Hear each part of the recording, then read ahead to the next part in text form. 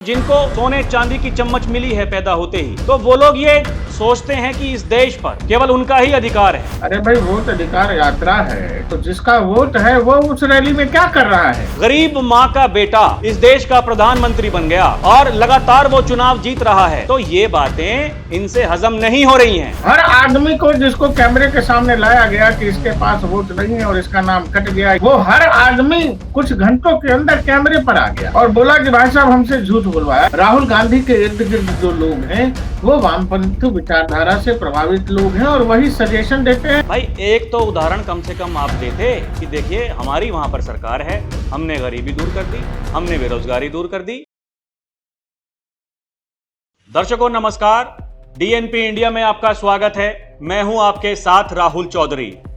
बात करेंगे नेता विपक्ष राहुल गांधी जी के हाइड्रोजन बम के बारे में, क्योंकि बिहार में वोटर अधिकार यात्रा खत्म होने के बाद में अब राहुल गांधी हाइड्रोजन बम लाने की तैयारी कर रहे हैं। उन्होंने ये दावा किया था कि जिस तरीके से हम एटम बम लेकर के आए और उन्होंने पूरे चुनाव आयोग को, बीजेपी पार्टी को हिलाकर रख दिया, अब जब हाइड्रोजन बम आएगा तो उसके क्या नतीजे होंगे उसके लिए तो हमें इंतजार ही करना पड़ेगा। लेकिन उससे पहले बड़ी बात यह है कि कांग्रेस और आरजेडी के मंच से जो देश के प्रधानमंत्री नरेंद्र मोदी के लिए, उनकी मां के लिए जिन अपशब्दों का इस्तेमाल हुआ, उसको लेकर के एनडीए के घटक दलों ने 4 तारीख को बिहार बंद बुलाया है। उस बिहार बंद का कितना असर होगा? क्या बीजेपी पार्टी या फिर एनडीए के घटक दलों को एक मुद्दा मिल गया है बिहार चुनाव का? क्योंकि एक मुद्दा तो महागठबंधन के पास में है, वो चाहे आरजेडी पार्टी हो, कांग्रेस हो, वो लगातार ये कह रहे हैं कि देखिए वोटों की चोरी अभी तक भी की जा रही थी और यही तैयारी बिहार चुनाव को लेकर भी की जा रही है। इसीलिए वोटर अधिकार यात्रा उन्होंने निकाली। उनका तो यह दावा था कि देखिए जन सैलाब उमड़ा और पूरी बिहार की जनता उनकी वोटर अधिकार यात्रा में थी। लेकिन एक तरफ खबरें हैं कि बीजेपी पार्टी ये समीक्षा कर रही है कि वोटर अधिकार यात्रा का जमीन पर कितना असर हुआ। दूसरी तरफ एनडीए के घटक दलों ने जो बिहार बंद बुलाया है, तो ये लड़ाई हाइड्रोजन बम वर्सेस ये बिहार बंद की हो चली है। यानी एक तरफ महागठबंधन और जो एनडीए के घटक दल हैं वो चुनावी मैदान में आमने सामने हैं, लेकिन ये मुद्दों की जो लड़ाई है ये भी अब चुनावी मैदान में आमने सामने है। तो किसका मुद्दा कितना कारगर साबित होगा आगामी बिहार के चुनाव में, इस पर चर्चा करेंगे। मेरे सहयोगी प्रकाश हैं मेरे साथ, इस समय बिहार में हैं, लोगों से बातचीत कर रहे हैं, उनके जहन में क्या चल रहा है, जनता जनार्दन का मूड कैसा है, भली भांति वो जान रहे हैं। प्रकाश भाई, सीधा सा सवाल यही है, हाइड्रोजन बम वर्सेस अभी जो फिलहाल ये मुद्दा है कि भाई साहब बिहार बंद बुलाया गया है और पीएम नरेंद्र मोदी की माता जी का जो अपमान हुआ है, उनके अनुसार जो अब इस दुनिया में नहीं है, ये पूरी जो बिहार में रहने वाली जो महिलाएं हैं, ये उनका अपमान है। कैसे देख रहे हैं आप ये नैरेटिव सेट करने में? कौन आपको लगता है कि वो कारगर साबित होगा? राहुल जी, लगातार बम की बात की जा रही है। बम क्या करता है? बम से तो विनाश ही होता है, कोई अच्छा शब्द तो है नहीं, ना उसका काम कोई बहुत बढ़िया है। लेकिन बार बार बम का नाम लेके, कभी एटम बम कभी हाइड्रोजन बम बोलकर राहुल गांधी या विपक्ष जो है अपनी बात को वजन देना चाहता है कि आप उस बात को बहुत गंभीरता से लीजिए, कुछ बड़ा होने वाला है, देश में बड़ा सिस्टम खराब है, देश में सब कुछ खराब चल रहा है, देश की इकोनॉमी डेड है और क्वार्टर का रिजल्ट आ जाता है कि 7.8 के रफ्तार से भारत की इकोनॉमी बढ़ रही है। वो केवल वजन देने की बात है, क्योंकि अगर आप ऑन ग्राउंड घूम रहे हैं और ऑन ग्राउंड लोगों से जब आप बात करें, हम लोगों ने पहले भी इस पर बहुत बात की है, आप जब बात करेंगे, पूछेंगे भाई साहब कहाँ आए हैं, तो वोट कट रहा है, सबका वोट कट गया, बहुत को का वोट कट गया। अरे भाई साहब आपका है तो हाँ, किसका नहीं है? मेरे गांव में है, उनका नहीं है, तो वो क्यों नहीं आए? अरे भाई, वोट अधिकार यात्रा है तो जिसका वोट है वो उस रैली में क्या कर रहा है? जिसका वोट नहीं है और जिसका वोट कट गया, वो लोग उस रैली में क्यों नहीं पहुंच रहे थे राहुल जी? हर आदमी को जिसको कैमरे के सामने लाया गया कि इसके पास वोट नहीं है और इसका नाम कट गया, ये जिंदा है लेकिन इसको मृत बता रहा है इलेक्शन कमीशन, वो हर आदमी कुछ घंटों के अंदर कैमरे पर आ गया और बोला कि भाई साहब हमसे झूठ बुलवाया है। तो एक वही बम कह के आप किसी चीज का बड़ा नाम रख दीजिए, भयंकर नाम रख दीजिए, इससे किसी मुद्दे या किसी विषय में वजन थोड़ी आ जाता है जब तक वास्तविकता में उस विषय में या सब्जेक्ट में दम ना हो। हम लोगों ने पहले भी बात की है कि बिहार में पलायन बहुत बड़ा मुद्दा है, बिहार में दारूबंदी बहुत बड़ा मुद्दा है, लेकिन बिहार में क्या वोटबंदी उतना बड़ा मुद्दा है जितना बड़ा पलायन है, जिसके लिए इतना बवाल काट दिया गया। 14-15 दिनों की यात्रा हुई, पटना में रैली करने की बात हुई, लेकिन टेंट लगे हुए गांधी मैदान में, टेंट लगाए गए, सब कुछ किया गया, लेकिन उस गांधी मैदान में रैली क्यों नहीं की गई, आप बताइए। नहीं, वो तो देखिए आपको मैं बता दूं कि कांग्रेस ने वहां रैली के लिए परमिशन तक नहीं मांगी। हाँ, लेकिन जब पदयात्रा वो निकाल रहे थे तो वो तो देखिए तमाम जो कांग्रेस के नेता हैं वो ये दावा कर रहे थे कि देखिए पूरा बिहार आ गया है, एकदम सड़कें भरी हुई हैं, जन सैलाब उमड़ रहा है, जनता जनार्दन उनके साथ है, लोगों को समझ में ये आ गया है कि वोटों की चोरी तो हो रही है, डकैती तो हो रही है। खुद राहुल गांधी ये कहते हैं कि ये खबर ब्रेक कर दीजिए, वोट चोर गद्दी छोड़, यही मुद्दा है, यही सबसे बड़ा नारा है, इस खबर को ब्रेक करो, यही सबसे बड़ी खबर है। वो तो अभी भी इस बात को कह रहे हैं। अंतिम दिन जब वोटर अधिकार यात्रा का अंतिम दिन था, उस दिन भी उन्होंने एक पत्रकार को जब वो बाइट दे रहे थे, उन्होंने यही कहा, इस खबर को ब्रेक करो। तो मतलब वो तो उनके लिए खबर है। मेरा सवाल यह है कि एनडीए के घटक दल हैं, वो क्या कर रहे हैं, उनके क्या मुद्दे हैं, और ये जो मुद्दा है बिहार बंद जिस पर बुलाया गया है, ये मुद्दा कितना चलेगा? क्या ये बिहार चुनाव तक बीजेपी इसको लेकर के जाएगी या फिर एनडीए के जो घटक दल हैं वो इसको लेकर के जाएंगे? दोनों ही पक्ष नैरेटिव पर ही खेलना चाहते हैं। विपक्ष उस नैरेटिव को अपने वोट बैंक से जोड़ने की कोशिश कर रहा है कि वो जो वोट बैंक, जो मुस्लिम वोट बैंक है, उसका एक बड़ा वोट बैंक है सीमांचल के इलाके में, उस वोट बैंक पर अगर कहीं कोई खतरा है तो उसको बताने की कोशिश है कि कल को अगर एनआरसी आता है तो उस एनआरसी में भी जब आपको निकालने की बात होगी तो हम लोग लड़ेंगे। क्योंकि देश के प्रधानमंत्री बार बार कह रहे हैं कि भाई घुसपैठियों को नहीं रहने देंगे। सरकार कह रही है कि घुसपैठियों को का आकलन होगा, हम उनको इस देश से निकालेंगे, हम नहीं रहने देंगे। तो ये उन तक मैसेजिंग है कि भाई साहब हम ही बचा सकते हैं आपको। दूसरी तरफ बार बार जातियों की बात इसीलिए की जाती है कि जो हिंदू है इस देश का बहुसंख्यक है, वो जातियों में बढ़ जाए, वो जातियों में बच के वोट करेगा, तो दूसरी तरफ जो 20% वोट है उसको एक मुश्त करने की कोशिश है। दूसरी तरफ जो बीजेपी कर रही है, जो प्रधानमंत्री को की माता जी के बारे में जो कुछ अपशब्द कहे गए दरभंगा की उस रैली से, वो एक इमोशनल कार्ड है राहुल जी। और आप एक ऐसे महिला के बारे में बात कर रहे हैं जिस महिला का कोई राजनीति से वास्ता नहीं है। राजनीति कर रही महिला या नेता के लिए कोई किसी के बारे में कुछ कह दे, होता रहता है, ऐसे बहुत सारे विषय हैं। लेकिन जिस महिला का राजनीति से कोई लेना देना नहीं, वो अब इस दुनिया में है भी नहीं, जिनका बेटा बहुत पहले उनको छोड़कर राजनीति में आ गया, सन्यास भी एक दौर में बाहर चले गए, हिमालय की तरफ चले गए, और जब लौटे तो पारिवारिक संबंध भी उस तरह के नहीं रहे। बावजूद इसके आप केवल किसी महिला को गाली इसीलिए दे रहे हैं क्योंकि वो नरेंद्र मोदी की माँ है। तो ये एक मैसेज करने की कोशिश है, इमोशनल प्ले जिसको कहते हैं, वो खेलने की कोशिश है बीजेपी की तरफ से कि भाई बिहार में क्या आप फिर से उस तरह के लोगों को सत्ता देना चाहते हैं जिन लोगों की सत्ता में घर की माँ बहनों का घर से निकलना दुभर हो गया था। और ये बात ठीक है कि किसी से भी आप पूछेंगे कि देश के प्रधानमंत्री को की माता जी के बारे में आप शब्द कहे गए, तो बहुत सारे लोग ऐसे कहते हैं कि भाई प्रधानमंत्री तो किसी पार्टी का होता नहीं है, प्रधानमंत्री तो देश का होता है।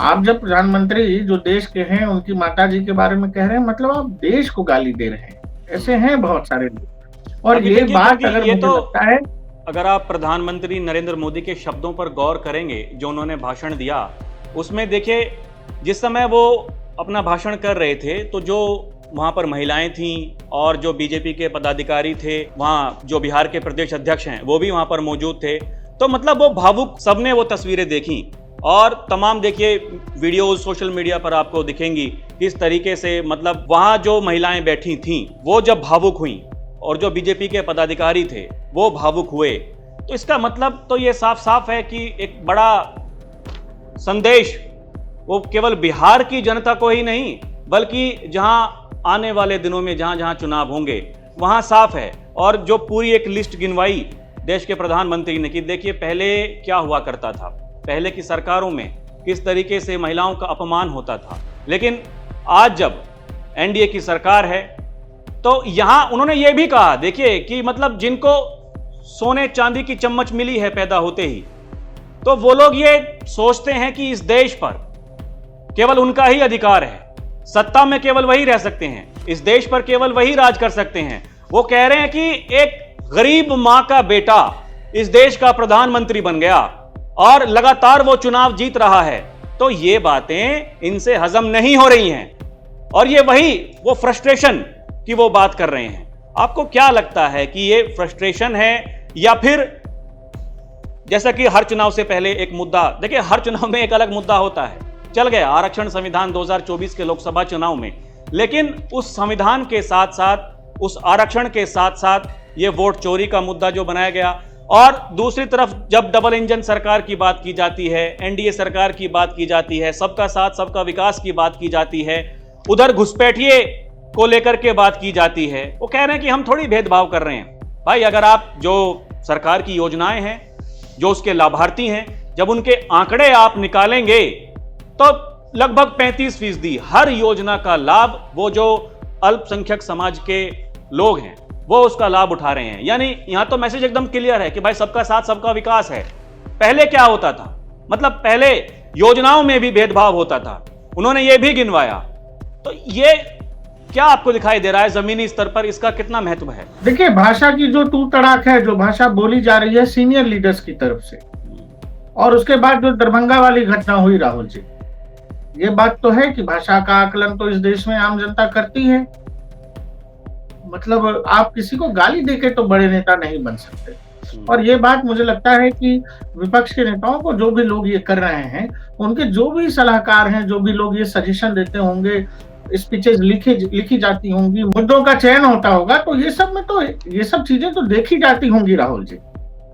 बावजूद इसके अगर आप पिछले 2, 2.5, 3 साल से इस तरह की भाषा का इस्तेमाल कर रहे हैं, क्यों कर रहे हैं, किनके इशारे पर कर रहे हैं? देखिए एक बात बहुत सीधी जो समझ में आती है अगर आप ध्यान देंगे तो, ये चाहे जितनी क्षेत्रीय दल है या फिर कांग्रेस पार्टी है, इसके अंदर काम करने वाले लोग या कांग्रेस के अंदर जिन लोगों ने 2024 लोकसभा चुनाव से ठीक पहले, वो चाहे गौरव वल्लभ जैसे लोग हों, बड़े बड़े नाम जो हैं जिन्होंने छोड़ा कांग्रेस, उन लोगों ने छोड़ा। उनका ये कहना है कि कांग्रेस से लेकर देश की अलग अलग क्षेत्रीय दलों को अगर आप गौर से देखेंगे तो उसमें वामपंथी विचारधारा को मानने जानने वाले लोगों का जो है घुसपैठ हो रहा है।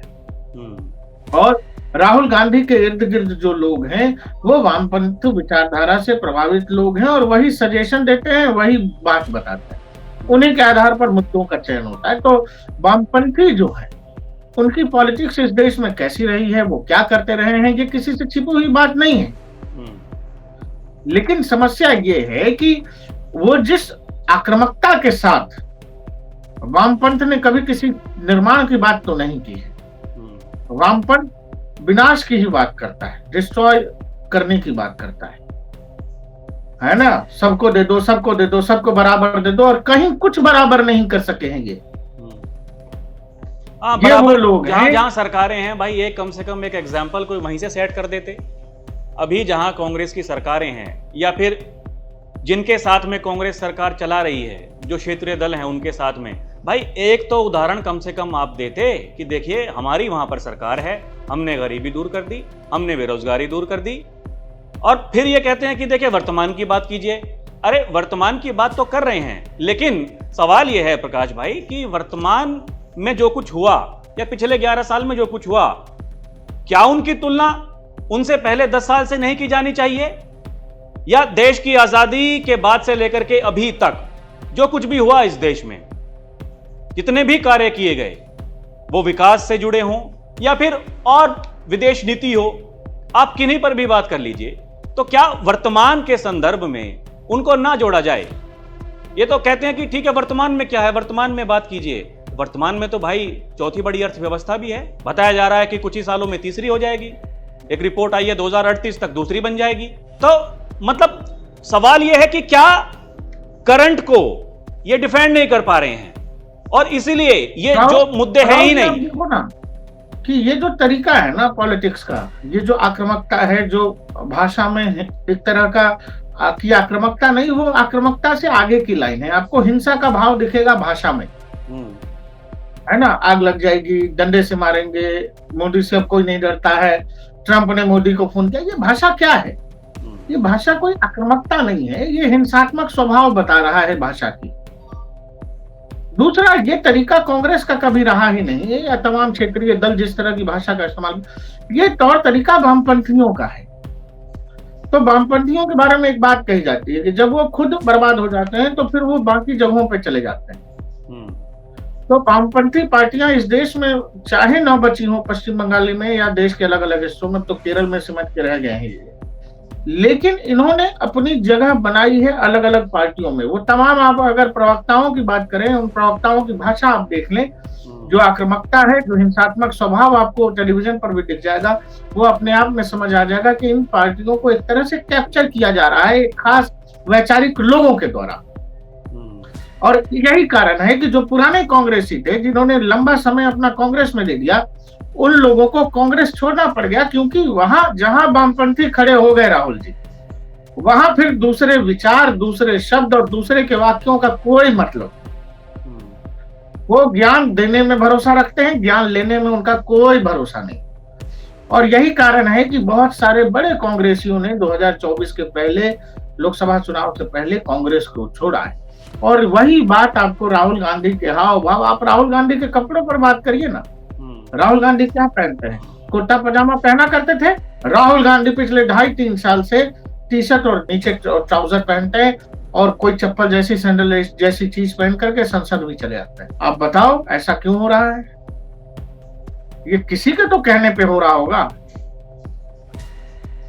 आखिर राहुल गांधी वही कुर्ता पजामा रेगुलर पहन रहे थे। तो ये सारी चेंजेस जो आपको दिख रहे हैं कांग्रेस के अंदर, जो तमाम पुराने नेता थे, जो अब एक तरफ से बैकड्रॉप में हैं, जिसको बीच में कुछ 26-26 का नाम भी दिया गया था, जिसमें मनीष तिवारी जैसे लोग कह लीजिए, या शशि थरूर जैसे लोग हैं, ये सब कहाँ है कांग्रेस पार्टी में? इनकी कौन सुनता है कांग्रेस में? बड़ी चर्चाएं प्रकाश भाई ये भी चल रही हैं कि ऐसा ना हो कि जो पहले हुआ कांग्रेस पार्टी में वो फिर से होने जा रहा है, क्योंकि जैसा कि आपने कहा कि एक बड़ा वर्ग ऐसा है जो पार्टी छोड़ करके बीजेपी में शामिल हो गया, दूसरी पार्टियों में चले गए लोग। अब एक बड़ा वर्ग फिर से तैयार ऐसा है जिन्हें पसंद नहीं आ रहा है कि राहुल गांधी वो किन मुद्दों को उठा रहे हैं, उनकी बोलचाल कैसी है, उनकी भाषा कैसी है। और मतलब सबसे बड़ी बात तो देखिए ये है कि आप देश के गृह मंत्री के लिए, देश के प्रधानमंत्री के लिए आप वो तू तड़ाक वाली भाषा। भाई प्रधानमंत्री कल भी आए, कल भी उन्होंने कहा कि देखिए ये शहजादे हैं भाई, ये अमीर परिवार में बड़े हुए हैं, वहां पैदा हुए फिर बड़े हुए, इन्होंने वही देखा। आम जनता के पास में जाकर के अभी आप जाते हैं, आप खेतों में जाते हैं, आप कूलियों के पास में जाते हैं, आप जो मोटरसाइकिल ठीक करने वाले मैकेनिक हैं आप उनके पास में जाते हैं, आप बढ़ाई की दुकान पे चले जाते हैं, उनसे बातचीत करते हैं। तो ये अब जो करने की जरूरत पड़ रही है, अगर आपने बचपन में वो सब कुछ देख लिया होता, वो सब कुछ सीख लिया होता, तो आज कहानी कुछ अलग होती। लोग ये भी कह रहे हैं, ये सवाल पूछ रहे हैं कि जो आपने बचपन में नहीं किया, या फिर जिस राजनीति को आप कर रहे थे, जो आपने देखा, आपने उससे कुछ अलग नहीं सोचा, और आज जब ये सब कुछ करने की जरूरत पड़ रही है, लोग तो ये भी कहते थे कि एसी में रहते हैं, सड़कों पर नहीं उतरते हैं, लेकिन देखा गया कि भारत जोड़ो यात्रा निकाली गई, फिर भारत जोड़ो यात्रा 2.0 निकाली गई, अब ये वोटर अधिकार यात्रा निकाली गई, कहा जा रहा है कि अभी इसको और बढ़ाएंगे। मतलब जमीन पर उतरने की जो जरूरत दिखाई दे रही है, जनता के बीच में जाने की जरूरत जो दिखाई दे रही है, भाई वो तो देश के प्रधानमंत्री नरेंद्र मोदी हों या फिर बीजेपी के जो बड़े नेता हैं वो तो पहले से करते आ रहे हैं। तो मतलब क्या उनकी बनाई हुई पिच पर बैटिंग कर रहे हैं, या फिर एक ये नया कॉन्सेप्ट लेकर के आए हैं। मुझे ये लग रहा है, या मतलब जैसे आप व्यवहार देखेंगे, विपक्ष ये मान चुका है कि वो नरेंद्र मोदी को हरा ही नहीं सकता है, वो ये जानते हैं।